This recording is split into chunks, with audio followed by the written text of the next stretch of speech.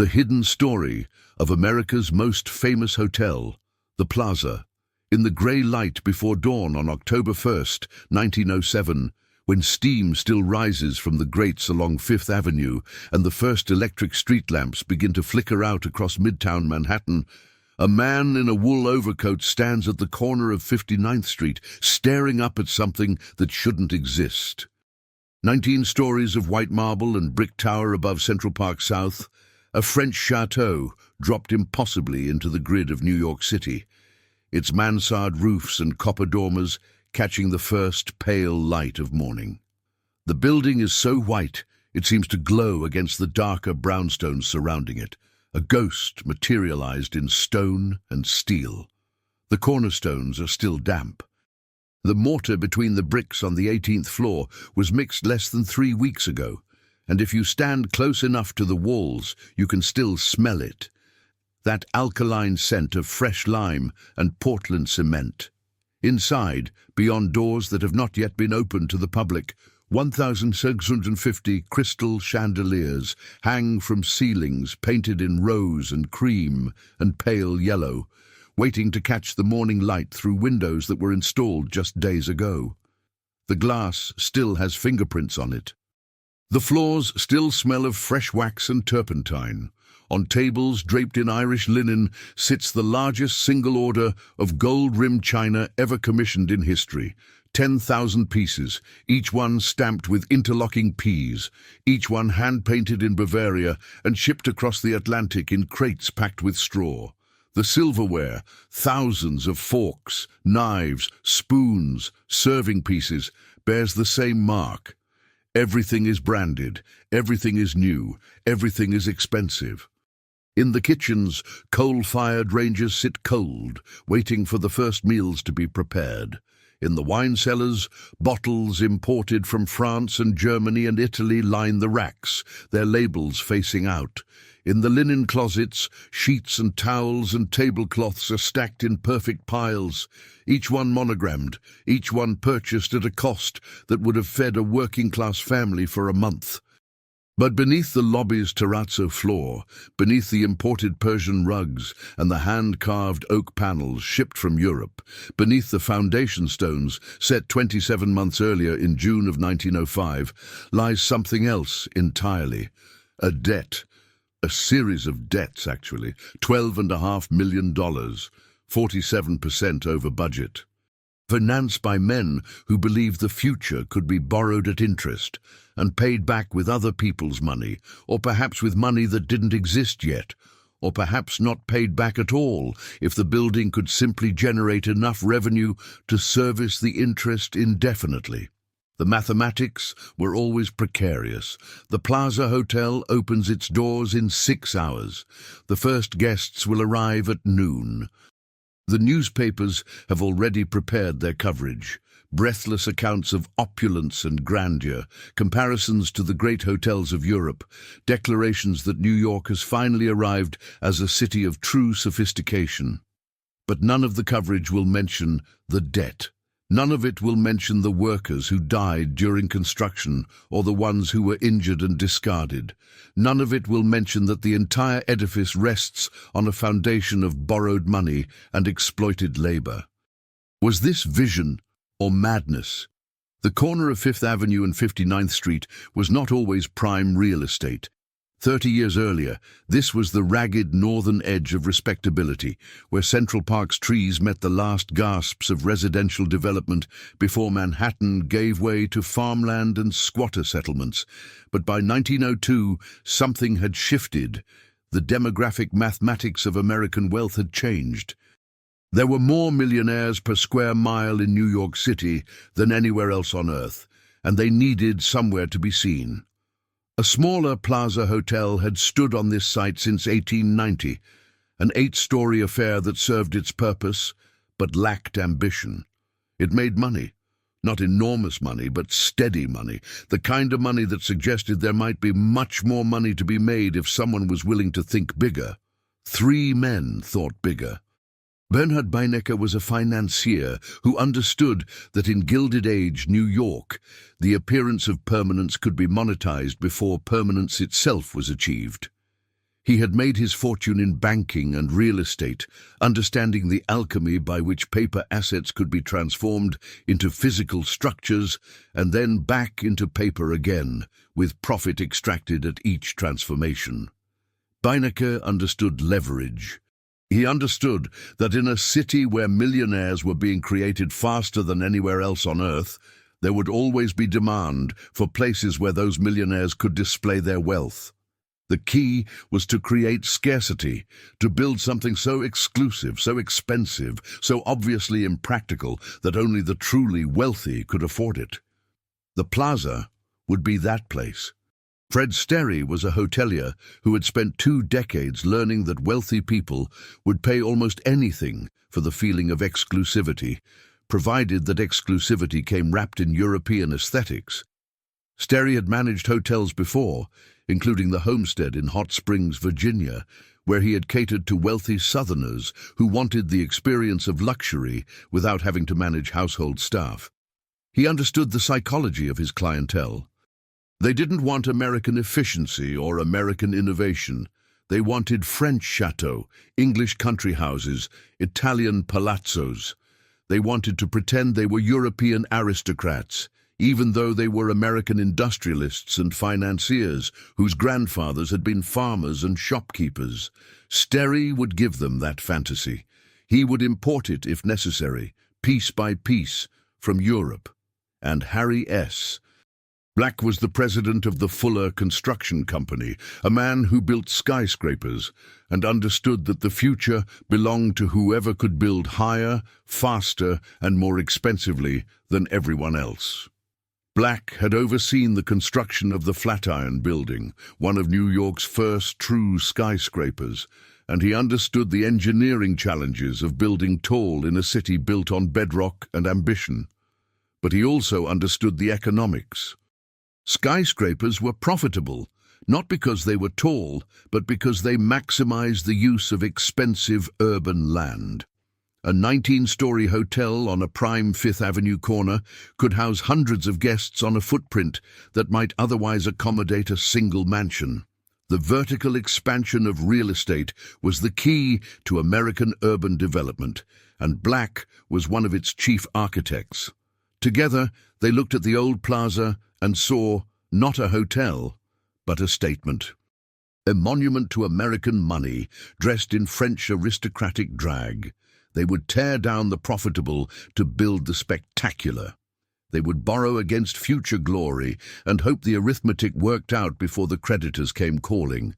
This was the Gilded Age logic, and it had made fortunes for men willing to take risks with other people's money. The question was whether the Plaza would be one of those fortunes or one of the spectacular failures that occasionally reminded everyone that leverage could work in both directions. They purchased the property in 1905 with the explicit intention of demolition. This was the Gilded Age logic: tear down the profitable to build the spectacular, borrow against future glory, and hope the arithmetic worked out before the creditors came calling. The old hotel closed its doors. Wrecking crews moved in. By the summer of 1905, the site was a hole in the ground, surrounded by wooden construction barriers and the skeletal beginnings of what would become the most expensive hotel in America. The plan was ambitious to the point of lunacy. 19 stories. Not 15, like the St. Regis 3 blocks south, not 12, like the Gotham. 19. Tall enough to be seen from across Central Park. Tall enough to dominate the skyline north of 42nd Street. The architect was Henry Janeway Hardenberg, the man who had designed the Dakota Apartments and the Waldorf Astoria, and who understood that wealthy Americans didn't want American architecture. They wanted French chateaux, Italian palazzos, English manor houses, anything but the grid and brick of the city they actually lived in. Hardenberg's design was a fantasy brought to life through steel and stone. A Loire Valley hunting lodge inflated to industrial scale, rendered in materials that would survive the harsh winters and humid summers of New York. The design called for mansard roofs covered in copper and slate, dormers that would catch light at sunset, carved stonework that would rival anything in Paris. The base of the building would be clad in rusticated marble blocks, each one weighing hundreds of pounds, each one cut to precise specifications. Above the third floor, the facade would transition to white brick, not the common red brick of New York tenements, but expensive white brick that would need to be imported or specially manufactured. The roof would be topped with elaborate finials and decorative elements that served no structural purpose, but signaled to anyone looking up from the street that this was a building of consequence. The Fifth Avenue side would feature an outdoor cafe called the Champagne Porch because wealthy people needed to be seen drinking champagne where other people could see them being seen. The Central Park South entrance would be the main entrance, featuring a large porch and imposing doorways that would make even the wealthiest guest feel they were entering a palace rather than a hotel. The interiors would be finished in oak, walnut, and mahogany, dark woods that signaled old money and European taste. No expense would be spared, because sparing expense would defeat the entire purpose. The plaza was not meant to be profitable in the ordinary sense. It was meant to be a monument. The original budget was $8.5 million. To put this in context, this was more than the annual budget of many American cities. It was enough money to build dozens of schools or hospitals. It was enough to construct an entire neighborhood of worker housing, but the plaza was not for workers. It was for the class of people who could look at $8.5 million and think of it as a reasonable price for a hotel. And $8.5 million was just the starting number, the number before reality set in, before anyone actually began to calculate what it would cost to build 19 stories of luxury on one of the most expensive corners in Manhattan. Construction began in earnest in the spring of 1905, after the old hotel had been demolished and the site cleared. The foundation required excavation to bedrock, and bedrock in Manhattan is not conveniently located. In some parts of the island, bedrock lies close to the surface. In others, it's buried beneath dozens of feet of glacial till, sand, gravel, and fill. At the plaza's location, crews had to dig deep. They excavated with hand tools and horse-drawn scoops, removing thousands of cubic yards of earth. When they encountered rock, they used black powder and dynamite, setting charges and clearing the site after each blast. The noise was tremendous. The vibrations rattled windows in neighboring buildings. Complaints were filed and ignored. This was New York. Progress was loud. Once they hit bedrock, the real work began. The plaza would be a steel frame building clad in masonry, a relatively new construction technique that allowed for height without impossible weight. Steel beams were manufactured off-site, transported to the construction site, and hoisted into place by cranes. Riveters worked on scaffolding high above the street, heating rivets in portable forges until they glowed red-hot, then driving them through holes drilled in the steel beams. The rivets cooled and contracted, creating joints stronger than welding. This was dangerous work. The scaffolding swayed in the wind.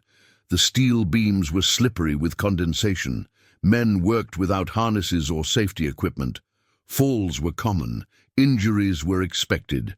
Deaths were mourned briefly and then forgotten because there were always more men willing to take the jobs of those who fell. As the steel frame rose, the masons began their work. The lower floors would be clad in marble, blocks of white marble that needed to be cut to size, lifted into place, and secured with iron pins and mortar. Marble carving was skilled work, performed by craftsmen who had often learned their trade in Europe. These men were paid more than the common laborers, but they were still workers. They still lived in tenements. They still sent most of their wages home to families in Ireland or Italy or Poland. They carved acanthus leaves and rosettes and geometric patterns into stone that would outlast them by centuries, and they did it for a few dollars a day. Above the marble, the white brick began to rise, brick by brick, row by row, level by level. Bricklayers worked from scaffolding that was constantly being raised as the building grew taller. The bricks were lifted in hods, V-shaped containers carried on workers' shoulders, or hoisted in baskets by crane. Each brick had to be laid precisely, with mortar joints of consistent thickness, aligned perfectly with the bricks above and below. This was repetitive, back-breaking work. A skilled bricklayer might lay 1,000 bricks in a day. The plaza required millions. While the exterior was taking shape, other crews worked on the interior. Carpenters framed the interior walls and built the elaborate wooden wainscoting and moldings that would line the public spaces. Plasterers applied multiple coats of plaster to walls and ceilings, smoothing and finishing them to perfect surfaces. Electricians installed the wiring for the revolutionary electric lighting system. The plaza would be lit entirely by electricity, with backup gas fixtures in case the electrical system failed. Plumbers installed miles of copper pipe for water, drainage, and the heating system. The plaza would have central heating, hot running water in every suite, and private bathrooms, luxuries that were still uncommon in 1907.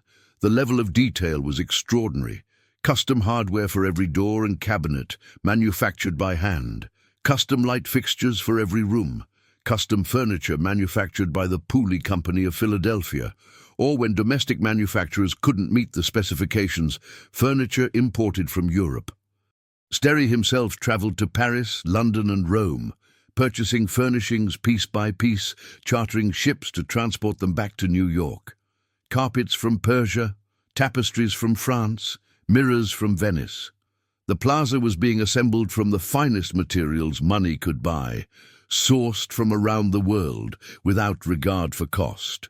But steel was expensive, marble was expensive, white brick was expensive, oak paneling was expensive, crystal chandeliers were expensive, gold-rimmed china was expensive, custom furniture was expensive, imported rugs were expensive, everything was expensive, and as the building rose higher and the interiors became more elaborate, it became clear that $8.5 million would not be enough, not even close.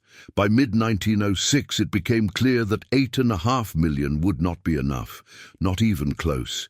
Sterry, Beinecker and Black went back to their financial backers and asked for more, $4 million more. They got it in the form of a $5 million loan issued in mid-1906, followed by another $4.5 million in 1907. These were not small debts. These were debts that assumed the plaza would not just succeed, but dominate, that it would fill every one of its 805 rooms every night at premium rates for years, that wealthy New Yorkers would abandon their private mansions and move into hotel suites permanently, paying monthly rents that equaled the annual income of entire working-class families. The mathematics required confidence bordering on delusion. While the financing was being arranged, the actual construction was grinding forward with the brutal efficiency of Gilded Age labor practices. Hundreds of men worked the site at any given time, sometimes as many as 500 during peak periods. Ironworkers, masons, carpenters, plasterers, plumbers, electricians, marble cutters, glaziers. Most were immigrants, Irish, Italian, German, Polish, Russian Jews, Hungarians. Men who had come to America because they were told the streets were paved with gold, and discovered instead that they would be the ones doing the paving, often literally. They worked 10-hour days, sometimes 12, sometimes longer when deadlines loomed. They worked 6 days a week, with Sunday off if the schedule allowed. They earned between $2 and $4 a day, depending on skill and the willingness of foremen to pay fairly. There were no safety regulations worth mentioning, no building codes that mandated guardrails on scaffolding, no requirements for protective equipment, no workman's compensation if you were injured. If you fell from the scaffolding on the 14th floor, that was your problem. If a steam boiler exploded and scalded you, that was your problem. If a load of bricks swung loose from a crane and crushed your leg, that was your problem. The foreman would find someone else to take your place before your body was cold. The job would be finished by someone else, and your family would receive nothing except maybe a condolence visit from the local parish priest if you were Catholic, or from the rabbi if you were Jewish, or from no one at all if you were one of the many men who worked alone, sending wages back to families in Europe who would never know exactly how or where you died. The construction site was a landscape of danger. Scaffolding made of rough timber, lashed together with rope, swaying when the wind blew hard off the East River. Open elevator shafts where men could fall 10, 12, 15 stories. Piles of construction debris that had to be cleared by hand. No hard hats, because hard hats hadn't been invented yet. No steel-toed boots. Just leather work boots with worn soles and canvas work pants and wool shirts, all of which were flammable if you worked near the forges where rivets were heated. The smell of the construction site was coal smoke and sawdust and fresh mortar and sweat, and sometimes blood when someone was careless or unlucky. The workers lived in tenements on the Lower East Side, or in Hell's Kitchen, or in Brooklyn, places where entire families occupied 2 or 3 rooms and shared a toilet with 5 other families, and where children slept 3 to a bed. They walked to work or took the elevated trains if they could afford the nickel fare. They carried their lunches in tin pails, bread, cheese, maybe some sausage if the previous week's wages had been good. They ate sitting on lumber piles or on the scaffolding, 20 stories above the street, because there was nowhere else to sit. And when the workday ended, they walked home exhausted to tenements where there was no hot water and no heat, except what came from coal stoves that filled the rooms with smoke.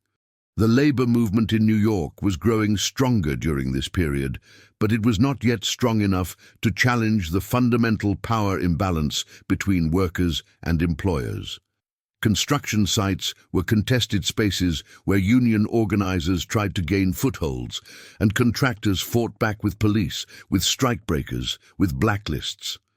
If you were known to be a union agitator, you would find it difficult to get work. If you went on strike, you would be replaced. The mathematics were simple.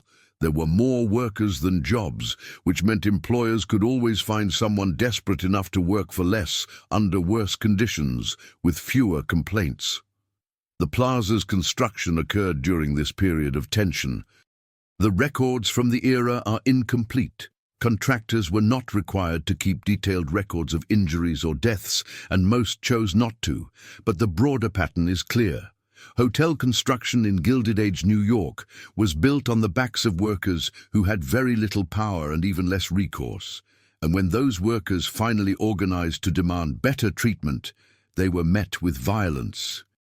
In May 1912, just 5 years after the Plaza opened its doors to its first wealthy guests, New York City saw its first general strike of hotel and restaurant workers. It began on May 7th at the Belmont Hotel, when a whistle blew in the dining room at noon and 150 waiters walked out in the middle of lunch service. They were quickly followed by busboys, cooks, dishwashers, bellmen and maids. Within 2 weeks, the strike had spread to 54 hotels and 30 restaurants across Manhattan, including the Plaza.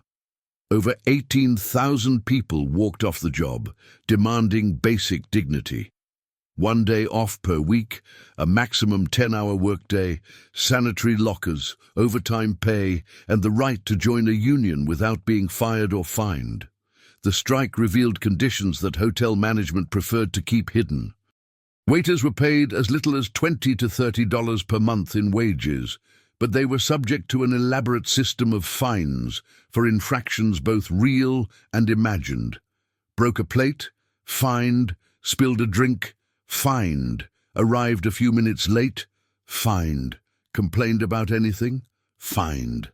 Some waiters received their monthly wage statements and discovered they had actually earned less than $15 after fines were deducted. They were expected to make up the difference with tips, but tips were unpredictable and often minimal. Hotel workers were told they were lucky to work in such elegant surroundings, serving the city's elite. They should be grateful for the opportunity. This was the logic of exploitation dressed up as opportunity. The chambermaids had it even worse. They earned between $15 and $25 per month, and they were expected to clean 10, 12, sometimes 15 rooms per day. Heavy work, hauling linens, scrubbing floors, making beds with tight hospital corners, polishing brass fixtures, washing windows. Many of the maids were recent immigrants who spoke little English. They were vulnerable to harassment from male guests and supervisors, vulnerable to arbitrary firing, vulnerable to wage theft. If they complained, they were replaced. The cooks worked in kitchens that were hot as blast furnaces in the summer, standing over coal-fired ranges for 10 or 12 hours at a time, breathing smoke and steam. The dishwashers worked in cramped spaces, with their hands submerged in scalding water mixed with lye soap that ate the skin off their fingers. The bellman carried luggage up and down stairs for pennies in tips. All of them worked in a system that treated them as interchangeable parts in a machine designed to generate profit for ownership and luxury for guests. When the strike began, the hotel owners responded with a coordinated campaign of resistance. They imported strikebreakers from neighboring cities and from college campuses, offering students the chance to earn quick money during summer break. They hired African American workers from other cities, deliberately using racial divisions to undermine the strike. When striking workers heard that black workers were being brought in as replacements, the union made overtures to the Colored Waiters Association, trying to build solidarity, but the damage was already done. Management had successfully created competition between desperate groups of workers. The police cracked down hard on picketers and demonstrators. Strikers were arrested for blocking sidewalks, for disturbing the peace, for assault when they tried to prevent strikebreakers from entering hotels. The newspapers, largely sympathetic to hotel owners, ran editorials denouncing the strike.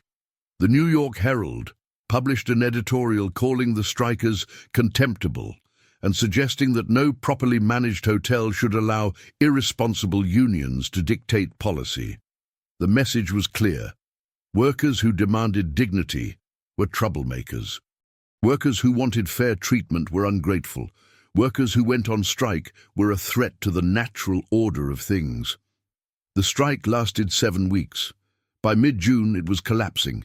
Some hotels had granted minor concessions, slightly higher wages, a promise to consider reducing fines, but most fought to keep things exactly as they were.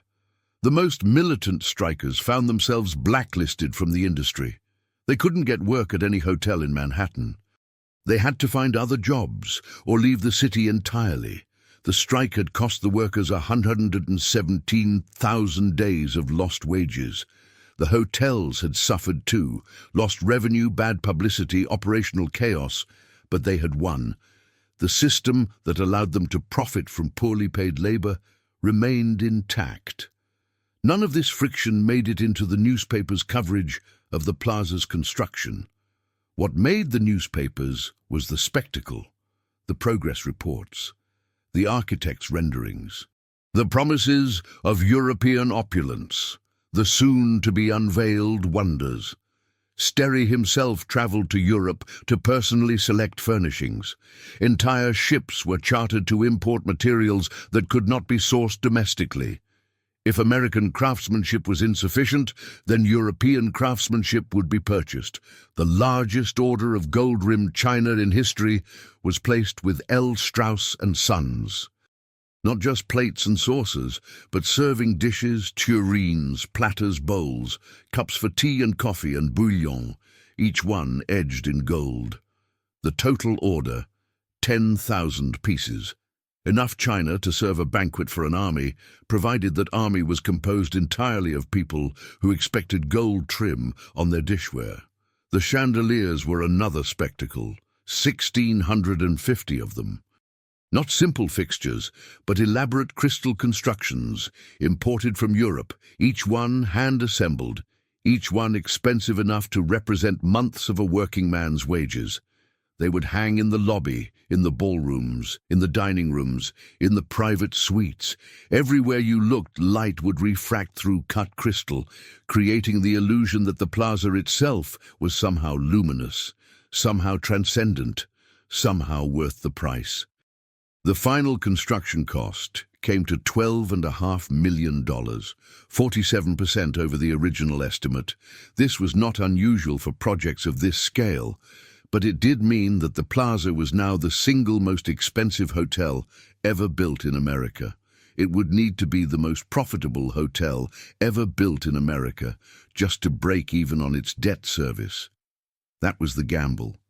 Construction wrapped in late September 1907. The final workers left the site. The furniture was moved in. The chandeliers were hung.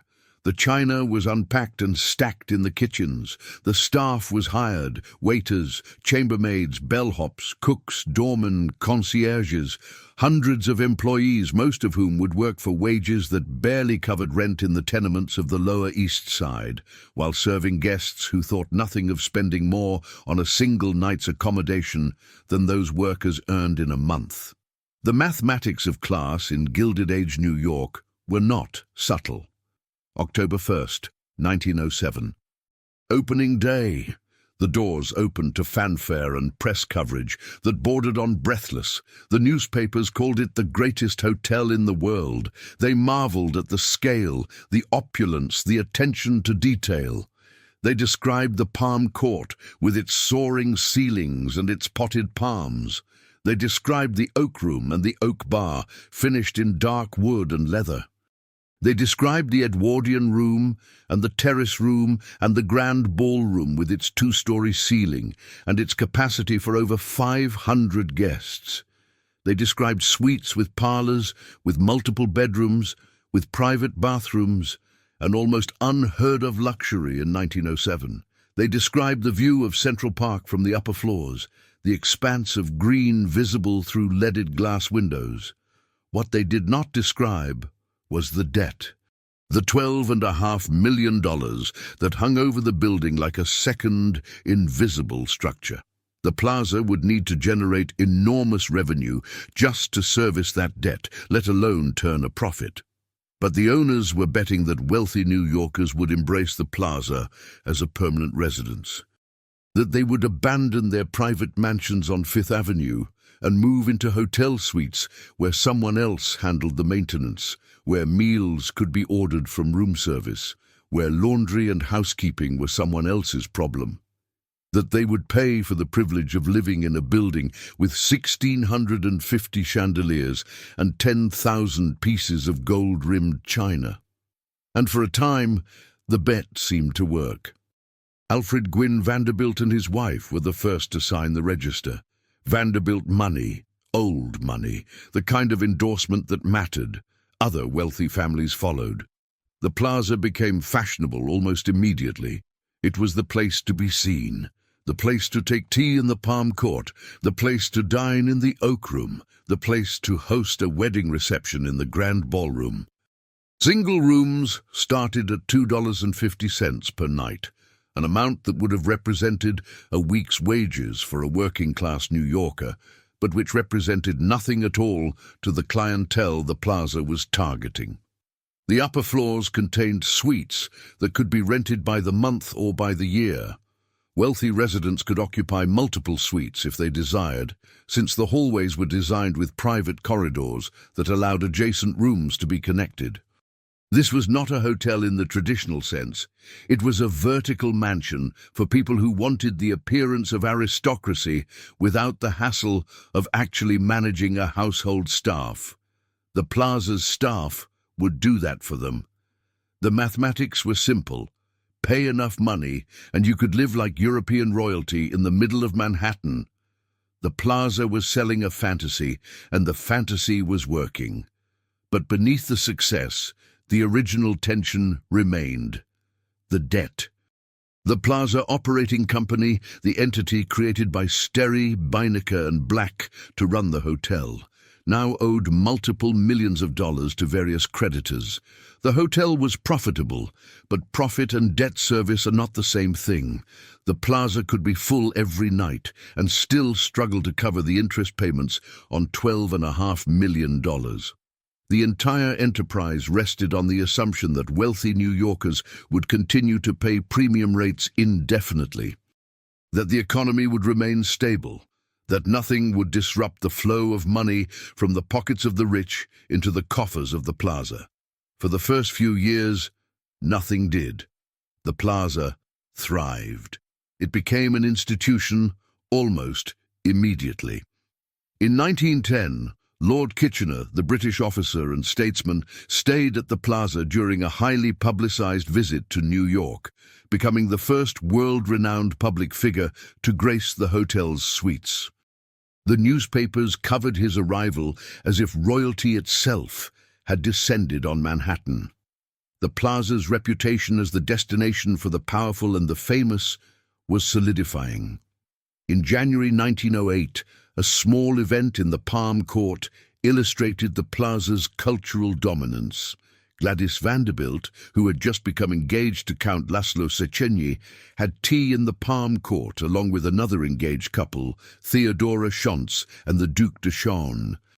The New York Times reported that by 4 p.m., crowds had begun to assemble in the hotel corridors. Within half an hour, the corridors were impassable. Over 3,000 people arrived to have tea, hoping to catch a glimpse of the society figures.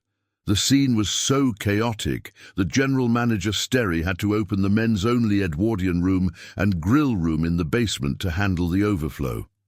The Palm Court, designed to accommodate 350 guests, was overwhelmed. This was the power of the Plaza. It was not just a hotel, it was a theater of wealth where ordinary New Yorkers could pay a few dollars for tea and pretend, for an hour, that they inhabited the same world as the Vanderbilts. The Plaza's design facilitated this theater. The public spaces, the Palm Court, the Oak Room, the lobbies were open to anyone who could afford the price of admission. A cup of tea, a drink at the bar, a meal in the restaurant. You didn't have to be a guest to occupy these spaces. You just had to have money. And so the Plaza became a destination not just for the wealthy, but for anyone who wanted to perform wealth. To be seen in the right place, surrounded by the right people, beneath 1,650 chandeliers. This performative aspect of the Plaza was central to its business model. The hotel made money not just from room rentals, but from its public spaces, from tea service in the Palm Court, from dinners in the Oak Room, from drinks at the Oak Bar, from events in the Grand Ballroom, weddings, banquets, receptions, galas. The Plaza rented its grandeur by the hour, and the revenue added up. But still, beneath it all, the debt remained. The Plaza operating company was making money, but it was also servicing enormous loans. The balance was precarious. In 1919, the Plaza underwent its first expansion. Warren and Wetmore, the architectural firm that had designed Grand Central Terminal, designed a 300-room annex along 58th Street. Construction took 2 years and was completed in 1921. The expansion added capacity and revenue, but it also added cost. More rooms meant more staff, more maintenance, more overhead. The Plaza was now even larger, even more expensive to operate, and even more dependent on maintaining high occupancy rates at premium prices. The 1920s were good years for the Plaza. The economy was booming. Prohibition had been enacted in 1920, forcing the closure of the men's bar, but wealthy New Yorkers found ways around the law. Speakeasies proliferated. The Plaza adapted. The hotel's reputation as a destination for the elite only grew stronger. F. Scott Fitzgerald's novel, The Great Gatsby, published in 1925, included scenes set at the Plaza Hotel, cementing its place in American cultural mythology. The Plaza was no longer just a building, it was a symbol, but symbols are only valuable as long as the economy supports them. The mathematics of the plaza depended on endless growth, endless wealth, endless demand. And in October 1929, the mathematics broke. The stock market crash did not destroy the plaza, but it changed the equation. Suddenly, there were fewer millionaires, fewer people willing to pay premium rates for hotel suites, fewer society weddings in the grand ballroom. The Depression years were lean. The plaza survived by adapting. In the mid-1930s, management began breaking up the larger suites and converting them into smaller guest rooms. This increased capacity and lowered prices slightly, making the hotel accessible to a somewhat broader clientele. It was a pragmatic decision, but it also represented a retreat from the original vision. The plaza was no longer exclusively for the wealthiest New Yorkers. It was for anyone who could afford it, which, in the 1930s, was a smaller pool than it had been in 1907. The hotel limped through the Depression. Then came World War II. During the war years, the plaza enforced a 3-day maximum stay to accommodate the high demand from military personnel, government officials, and war industry executives passing through New York. The hotel was full, but the clientele had changed. This was not the leisurely Gilded Age anymore. This was wartime pragmatism. In October 1943, Conrad Hilton and the Atlas Corporation acquired the plaza for $4 million. This was a fraction of its original construction cost, but it reflected the realities of the Depression and the war. The plaza was valuable, but it was not the gold mine it had been designed to be. Hilton, the legendary hotelier, saw potential. He believed that with proper management and post-war economic recovery, the plaza could be restored to profitability. And for a time, he was right. The post-war years were kind to the plaza.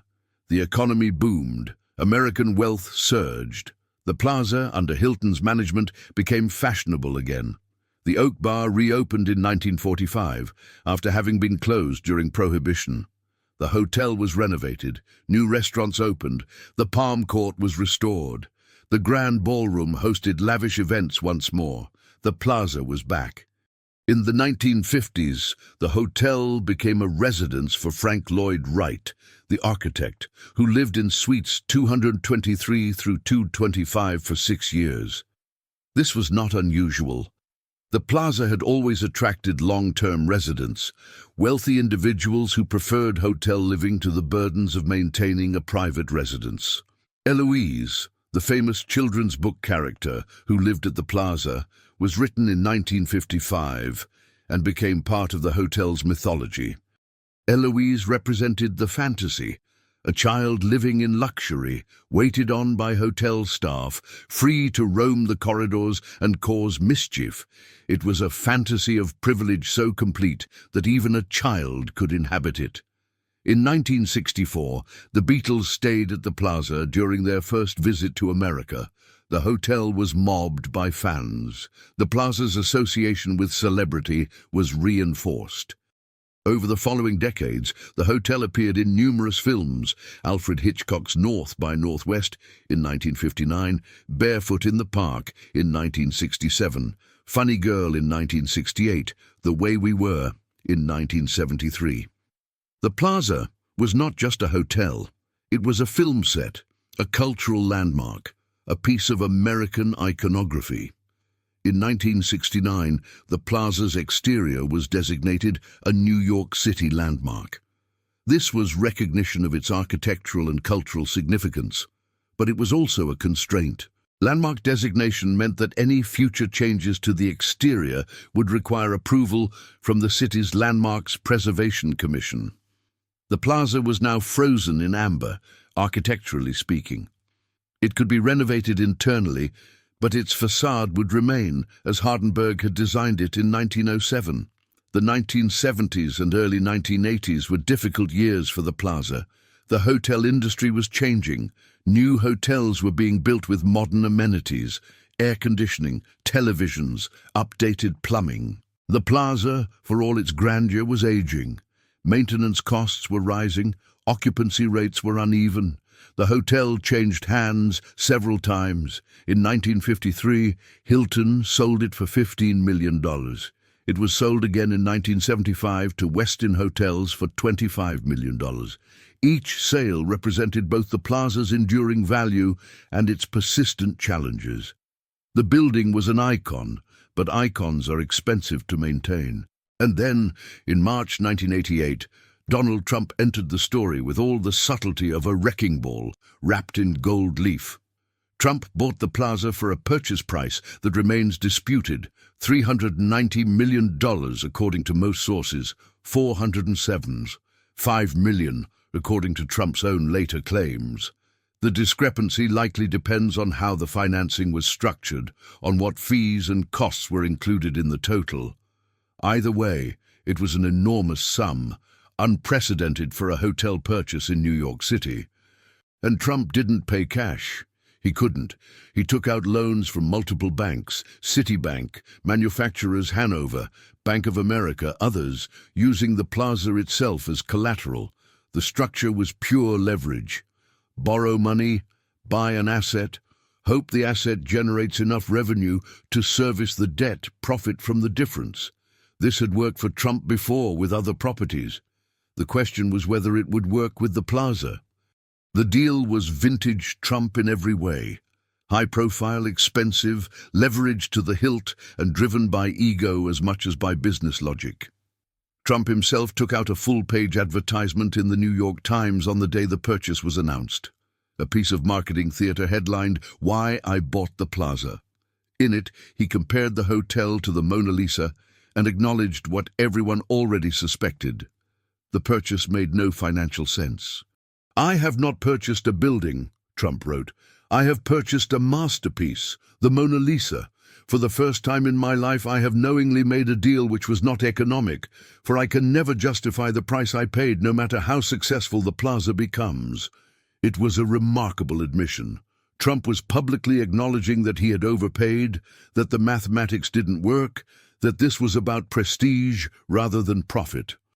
He was buying the plaza not because it would make money, but because he wanted to own it, to possess it, to attach his name to it. The plaza would become the crown jewel of the Trump empire, the asset that proved he belonged among the American elite. Trump put his wife, Ivana, in charge of renovating and managing the hotel. Ivana Trump became the plaza's president, a role that put her in charge of a staff of over 800 employees and a building that served thousands of guests per year. She threw herself into the role with determination, overseeing a major renovation program that would, according to Trump's own estimates, cost between $40 and $50 million on top of the purchase price. The renovation was extensive and reflected the Trump aesthetic in all its gilded glory. Surfaces were covered in gold leaf. Marble was installed in bathrooms where plaster had sufficed before. Carpets were replaced with thicker, more luxurious versions. Furniture was reupholstered in fabrics that cost hundreds of dollars per yard. The lobby was restored, with particular attention to the chandeliers, which were cleaned and rewired. The Palm Court received new carpets and new chairs. The Oak Room was refreshed. Trump even installed a Japanese restaurant and bar, closing down the old Trader Vic's Polynesian restaurant that had operated in the basement since 1965. Trump called Trader Vic's tacky, which was an interesting judgment coming from a man who made his fortune building casino hotels covered in mirrors and chrome. The renovations were meant to signal that the plaza was under new management, that Trump's touch would elevate it to new heights of luxury. But beneath the surface changes, the fundamental economics remained unchanged. The plaza had 805 hotel rooms, and those rooms needed to be filled at premium rates to generate the revenue necessary to service the massive debt Trump had taken on. The hotel needed to operate at consistently high occupancy while charging some of the highest rates in Manhattan, and it needed to do this year after year without interruption to have any hope of breaking even. For about 2 years it almost worked. The Plaza made a modest profit, largely from increased occupancy rates and higher suite prices. Trump's celebrity attracted guests. The renovations attracted attention. The Plaza became fashionable again in a way it hadn't been for years.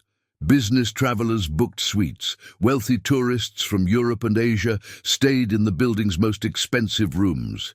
Society weddings returned to the grand ballroom. The Palm Court was filled every afternoon with people having tea, paying $20 or $30 or $40 for the experience of sitting where Vanderbilts had once sat. But the problem, as always, was the debt. Trump had borrowed extensively to purchase the Plaza. Very extensively. By 1990, the hotel's total debt, including the original purchase loans and the renovation financing, had grown to over $550 million. This was not a sustainable number. The Plaza's annual operating income, the revenue minus operating expenses, needed to be at least $60 million just to cover the interest payments on that debt, and that assumed interest rates remained stable. It would need to generate even more to begin paying down the principal, and the Plaza was not generating $60 million in operating income. It was generating far less. Estimates from the era suggest the hotel was several $million below the break-even point. Trump tried various schemes to salvage the situation. He raised room rates, which increased revenue per room, but decreased occupancy. He tried to cut costs, which made the service less luxurious and drove some guests away.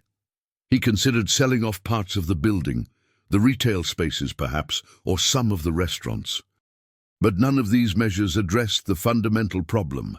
He had borrowed too much to buy an asset that could never generate sufficient returns to justify its purchase price.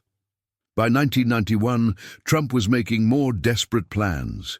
He announced his intention to convert the vast majority of the Plaza's 805 hotel rooms into luxury condominiums, keeping only a small number of rooms as a hotel.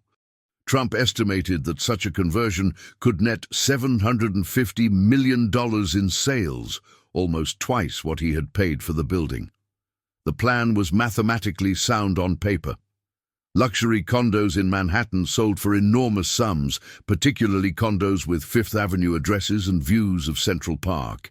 If Trump could sell 600 or 700 condos at $1 million each, he could pay off the debt, recoup his investment, and possibly even turn a profit. The city's real estate market was strong. Wealthy buyers were abundant. The conversion seemed feasible. But then the real estate market collapsed. New York City entered a recession in 1990 and 1991. The financial services industry contracted. Luxury real estate prices dropped. Suddenly, the Plaza conversion plan looked much less attractive. Trump would have to sell condos at prices well below what he had anticipated, which meant the conversion might not generate enough revenue to pay off the existing debt. The plan that was supposed to save Trump from financial ruin was now a plan that might drive him deeper into debt. The mathematics had shifted, and Trump was running out of options. As a last resort, Trump approached the Plaza's creditors in March 1992 with a proposal for debt restructuring. The banks, led by Citibank, faced a difficult choice. They could demand full repayment and force the Plaza into a messy bankruptcy that might result in everyone losing money. Or they could agree to Trump's proposal, forgive $250 million of the debt in exchange for a 49% ownership stake in the hotel, and reduce the interest rate on the remaining debt to make it more manageable. The banks chose the latter option. They agreed to take equity in the Plaza rather than continue lending money to an asset that was clearly worth less than the debt it carried. The agreement was submitted as a prepackaged bankruptcy in November 1992 and approved by a bankruptcy judge in December. The process was relatively quick because all the major parties had already agreed to the terms. Trump retained 51% ownership of the Plaza, which allowed him to claim publicly that he still owned and controlled the hotel. but he had to give up his salary as CEO and relinquish day-to-day management responsibilities. The banks were now his partners, and they would be watching the Plaza's performance very closely.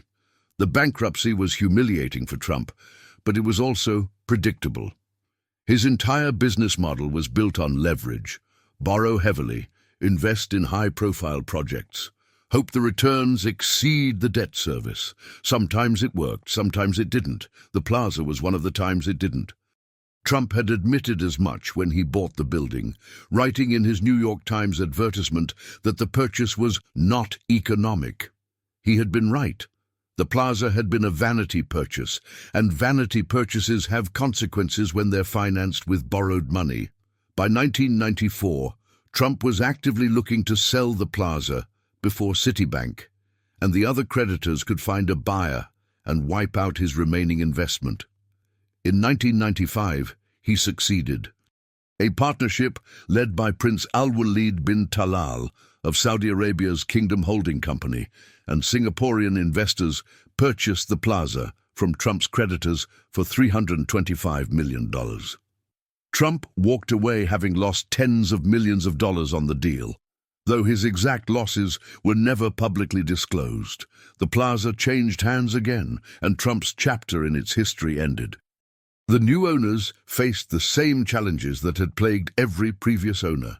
The Plaza was expensive to operate, and generating sufficient profit to justify its valuation was nearly impossible. The hotel remained an icon, but icons don't always pay the bills. Occupancy rates fluctuated, maintenance costs remained high. The Plaza's landmark status meant that renovations were constrained. The building was trapped between its past and its future. In 2004, Prince Al-Walid and his partners sold the Plaza to Elad Properties, an Israeli real estate development firm led by Yitzhak Tshuva, for $675 million. This was double what Trump's creditors had sold it for 9 years earlier, a testament to the recovery of New York's luxury real estate market. But Elad wasn't buying the Plaza to run it as a hotel. They had a different vision entirely. They saw the building not as a hotel, but as a mixed-use property, a combination of hotel, luxury condominiums, and high-end retail space. This was the future of luxury real estate in New York: conversion, taking historic buildings with hotel heritage and turning them into something far more profitable: condos for the global elite. The plan was both brilliant and devastating, depending on your perspective. Hotels are operationally intensive. You need hundreds of employees. You need to maintain every room to exacting standards. You need to deal with guests, with complaints, with the constant turnover of occupancy. Profit margins in the hotel business are thin, especially when you're maintaining a historic building with high overhead costs. But condos you sell once for an enormous sum, and then the operational headaches become someone else's problem. The new owners pay monthly maintenance fees that cover building operations. You walk away with the profit from the sale, having transformed an operationally complex hotel into a much simpler income-generating property. Elad's plan was controversial from the moment it was announced.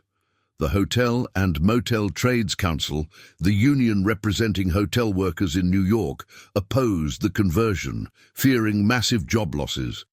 If the Plaza went from 805 hotel rooms to maybe 150 or 200, that meant hundreds of workers would lose their jobs. Chambermaids, waiters, bellhops, desk clerks, all of them would be unnecessary in a building that was primarily condos. The union threatened to picket, to protest, to make the conversion as difficult as possible. Preservationists also mobilized in opposition. The Plaza wasn't just any building. Its exterior had been designated a New York City landmark in 1969, which meant any external changes required approval from the Landmarks Preservation Commission. But in 2005, the Commission had gone further, designating 8 of the Plaza's interior spaces as interior landmarks: the Oak Bar, the Oak Room, the Palm Court, the Edwardian Room, the lobbies, the Grand Ballroom, and the connecting corridors and stairways. These spaces could not be significantly altered. They had to be preserved as close to their original condition as possible. This created both a constraint and an opportunity for El-Ad. They couldn't gut the landmarked spaces and turn them into luxury retail, which limited their options. But the landmark designation also added value. Buyers would be purchasing not just a condo, but a piece of architectural history, a home in a building whose public spaces were legally protected monuments. El-Ad would have to work within these constraints, but if they could pull it off, they would create something unprecedented. A luxury condo building inside a landmark hotel where the prestige of the address was guaranteed by law. El-Ad negotiated intensively with the union. Over 60 hours of discussions took place between El-Ad executives led by Mickey Naftali and Peter Ward, president of the Hotel and Motel Trades Council. The union wanted guarantees. How many hotel rooms would remain? How many jobs would be preserved? What wages would workers receive? What would happen to employees whose jobs were eliminated? Would they receive severance, relocation assistance, training for other positions? Finally, on April 14, 2005, an agreement was reached. El-Ad agreed to preserve more hotel rooms than they had originally planned. The final number would be 282 traditional hotel rooms plus 152 condo hotel units. The condo hotel units were a creative compromise. These would be suites that individuals could purchase, but they would be rented out to hotel guests for at least 240 days per year, with the rental revenue split between the owner and the hotel management. This arrangement meant these units would function like hotel rooms for much of the year, preserving some hotel jobs while still allowing El-Ad to sell them at premium prices. The union also won commitments on wages and severance. Workers whose jobs were eliminated would receive substantial severance packages. Workers who remained would see wage increases. The hotel would commit to maintaining certain staffing levels. It was not everything the union wanted, but it was better than the alternative of watching the entire hotel be converted to condos with no jobs preserved at all. With the union agreement in place and the Landmarks Commission's approval secured, El-Ad moved forward. On April 30, 2005, the Plaza closed its doors to the public for the first time since it had opened in 1907. The last guests checked out. The staff said goodbye to each other, uncertain who would still have a job when the renovation was complete. Construction barriers went up around the building, and for the next 32 months, one of the most famous hotels in the world would be a construction site. The work was massive in scope. El-Ad had committed to spending $450 million on the renovation, on top of the $675 million they had paid to acquire the building. This was a billion-dollar bet on the assumption that wealthy buyers would pay unprecedented prices for Plaza condominiums. The renovation would be comprehensive. Every system in the building, plumbing, electrical, heating, air conditioning, would be upgraded or replaced. Every surface would be examined, cleaned, repaired, or restored. The landmarked public spaces would be meticulously restored to their early 20th century glory. The hotel rooms would be completely rebuilt, and the condominiums would be created by combining and reconfiguring the existing hotel rooms into larger units. The conversion reduced the building's total residential capacity from 805 hotel rooms to 282 hotel rooms, 152 condo hotel units, and 181 private residential condos. A total of 615 units where there had once been 805. This might seem like a modest reduction, but the private condos were significantly larger than the original hotel rooms. Many were created by combining 2 or 3 or even 4 hotel rooms into single multi-bedroom units. Some of the penthouses spanned entire floors. The square footage being sold was being massively consolidated, fewer units, but each one far larger and far more expensive. The restoration of the public spaces was painstaking. The Palm Court, the Plaza's most famous space, received particular attention. The original skylight, which had been covered over decades earlier, was replaced with a new leaded glass skylight designed to evoke the original. The Tiffany glass ceiling that had graced the Palm Court in 1907 had been lost to time, but the new skylight was created to approximate its appearance. New carpeting was installed, custom designed to match patterns found in archival photographs. The furniture was restored or replicated. The result was a Palm Court that looked more like its 1907 self than it had looked in decades. The oak room and oak bar received similar treatment. Dark wood paneling was cleaned and repaired. Brass fixtures were polished. Leather upholstery was replaced. The grand ballroom, which had hosted countless weddings and society events over the century, was restored to its two-story splendor. Crystal chandeliers were cleaned and rewired. Plasterwork was repaired. The floor was refinished. When the work was done, these spaces looked better than they had looked in decades, possibly better than they had ever looked.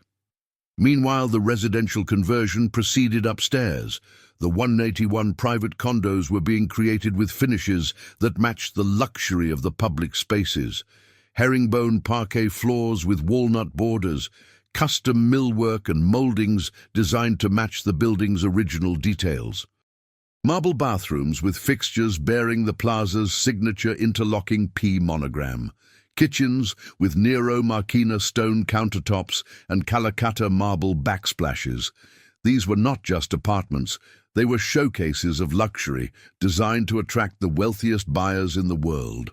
Elad knew exactly who their target market was: billionaires, oligarchs, sovereign wealth funds, and ultra-high net worth individuals looking for a prestigious address in Manhattan. These were not people who needed a place to live. Most of them owned multiple residences around the world. They wanted a pied-à-terre in New York, a place they might use a few weeks per year, a piece of real estate that would appreciate in value and serve as both an investment and a status symbol. The Plaza address, 1 Central Park South, was one of the most prestigious in the world. Elad was betting that people would pay extraordinary sums for that address. And they were right. Sales began in 2007, before construction was even complete, and the response was overwhelming. The average price per square foot for the private residences exceeded $7,000. For the condo hotel units, it was over $3,000 per square foot. These were record-breaking prices for Manhattan real estate, even by the standards of the pre-financial crisis luxury boom. Small studios sold for over $2 million. One-bedroom units sold for $4 million, $5 million, $6 million. Multi-bedroom units sold for $10 million, $15 million, $20 million. The penthouses, massive multi-floor units with terraces and views of Central Park, sold for over $40 million, $50 million, even $60 million. The 181 private condos sold for a combined total of approximately $4 billion. The condo hotel units generated hundreds of millions more. Elad had spent $125 billion acquiring and renovating the Plaza. They had generated well over $5 billion in sales. The math had worked. They had not just recouped their investment, they had turned a massive profit. The conversion had been a financial success of historic proportions, but the conversion fundamentally changed what the Plaza was. It was no longer primarily a hotel. It was a residential building with a hotel component, and the residents were not ordinary New Yorkers. They were billionaires, oligarchs, sovereign wealth funds, foreign investors looking for a pied-à-terre in Manhattan. Many of the condos were purchased as second or third homes. Some were purchased as investments and left vacant for most of the year. The lights in the upper floors began to go dark at night. The Plaza was becoming a monument to absence, a luxury building where the luxury was not being used. The renovated Plaza reopened on March 1, 2008, with a centennial celebration. The restoration of the historic public spaces, the Palm Court, the Oak Room, the grand ballroom, was widely praised. The interiors were stunning. Crystal chandeliers once again refracted light across polished marble. The plaza looked more like itself than it had in decades, but it was also fundamentally different. The building that had opened in 1907 with 805 hotel rooms now had just 282. The rest was private, inaccessible, owned by people who rarely occupied it. The hotel was now managed by Fairmont Hotels and Resorts, a luxury hospitality company. Fairmont's job was to operate the remaining 282 hotel rooms and the 152 condo hotel units while maintaining the public spaces and the building's prestige. It was a delicate balancing act. The hotel needed to attract high-paying guests while also serving the needs of the private condo owners, many of whom demanded absolute privacy and discretion. In 2012, Elad sold the plaza to Sahara India Pariwar, an Indian conglomerate, for an undisclosed sum, though reports suggested a valuation around $570 million for Elad's remaining stake. Kingdom Holding Company retained a 25% ownership stake. The sale marked another change in ownership, though the fundamental structure remained the same. The plaza was a mixed-use property with a shrinking hotel component and a growing number of absentee condo owners. In 2018, the plaza changed hands once more. Qatar Hospitality, the hotel division of the Qatar Investment Authority, a sovereign wealth fund controlled by the government of Qatar, purchased the hotel for $600 million. This was not a transaction between private companies. This was a government buying a piece of American cultural history. The plaza, which had opened in 1907 as a symbol of American wealth and ambition, was now owned by a Middle Eastern monarchy. Qatar Hospitality's ownership did not change the day-to-day operations. Fairmont continued to manage the hotel. The private condos remained private. The public spaces remained open to anyone willing to pay for tea in the Palm Court or drinks at the Oak Bar. But the symbolism was stark. The plaza was no longer American in any meaningful sense. It was a global asset, owned by a foreign government, occupied by a transient class of ultra-wealthy individuals with no permanent connection to New York City. Today, the plaza exists in a strange limbo. It is one of the most famous hotels in the world, a designated New York City landmark, a cultural icon that appears in films and novels and tourist brochures.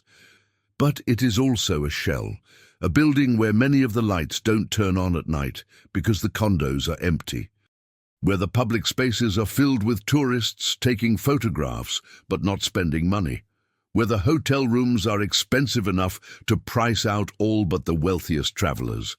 The plaza is a monument to wealth, but wealth of a particular kind, wealth that is often absent, often invisible, often disconnected from the city that surrounds it. The original vision in 1907 was a hotel for wealthy New Yorkers who wanted to live like European aristocrats. The vision was always problematic, built on the backs of workers who earned pennies while constructing a palace they could never afford to enter. But at least the original plaza was occupied. People lived there. Events happened there. The building was alive with activity, even if that activity was deeply unequal. The modern plaza is different. The private condos sit empty for much of the year. The condo hotel units are rented out sporadically. The actual hotel component is a fraction of what it once was. The plaza is less a living building than a museum of wealth, a place where money is stored rather than spent. It is a monument to the financialization of real estate, where buildings are not homes or hotels, but assets to be traded, investments to be held, tax shelters to be exploited. Consider the numbers. In 1907, the plaza had 805 hotel rooms. By 2008, after the Elad conversion, it had 282 hotel rooms and 181 private condos. That's a reduction of 523 hotel rooms, a 65% decrease in the building's capacity to actually function as a hotel. Those 181 condos generated $4 billion in sales, or an average of $7 million per unit. Many of those units are occupied fewer than 30 days per year. Some are occupied even less. The Plaza's upper floors, which once housed hundreds of guests, now house ghosts.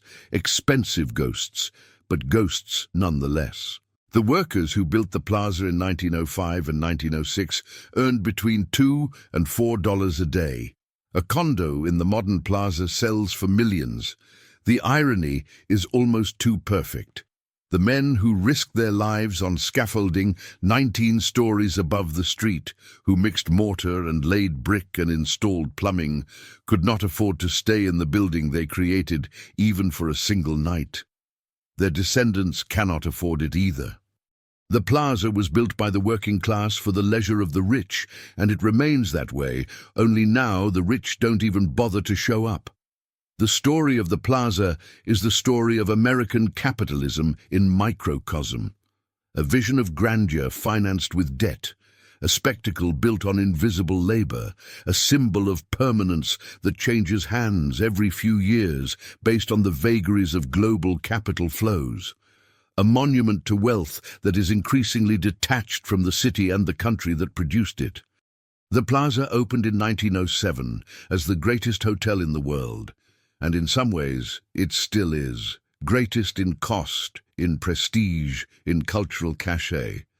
But it is no longer a hotel in the way its founders imagined. It is something else.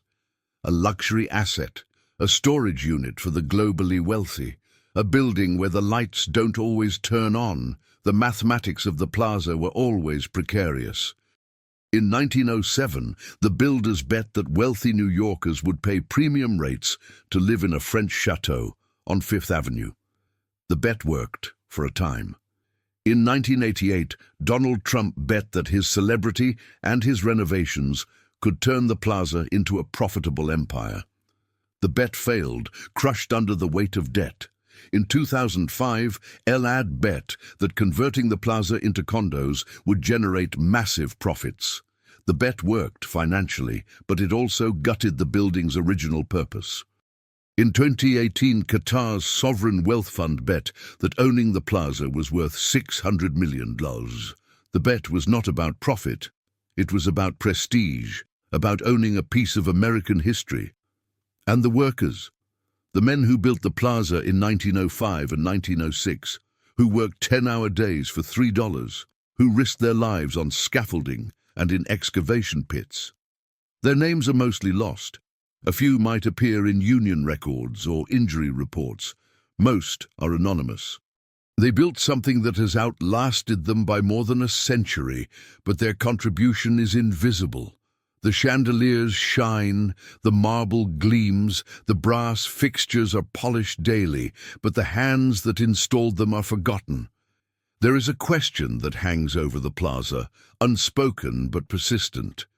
Who is this building for? In 1907, it was for wealthy New Yorkers who wanted to live like aristocrats.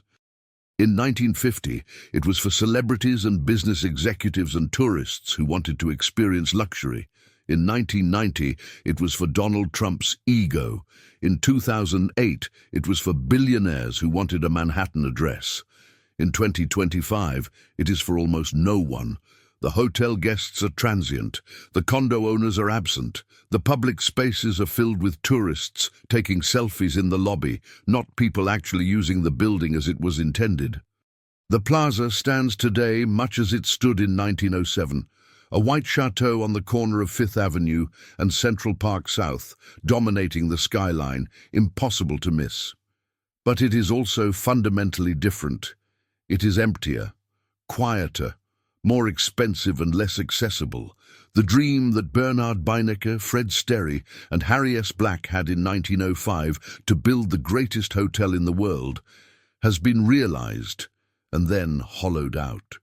The Plaza is the greatest hotel in the world, but it is barely a hotel at all anymore. The debt that financed its construction in 1907 has long since been paid off, restructured, refinanced, and paid off again. But there is another kind of debt, one that can never be repaid.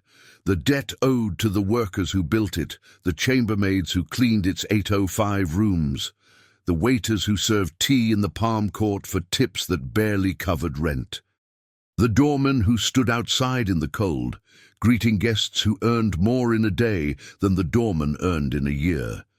These people made the plaza possible. Their labor created the grandeur, and they have been erased from the story just as thoroughly as the 523 hotel rooms that were converted into private condos. The plaza endures. It is a landmark protected by law from demolition or significant alteration.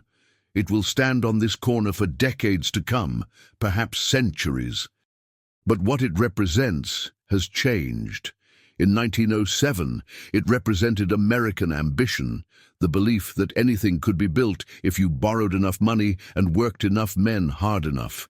In 2025, it represents something else: the globalization of wealth, the transformation of homes into assets, the emptiness at the heart of luxury.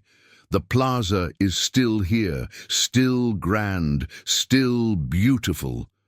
But the lights in the upper floors are dark, and the question remains, was it ever worth the cost?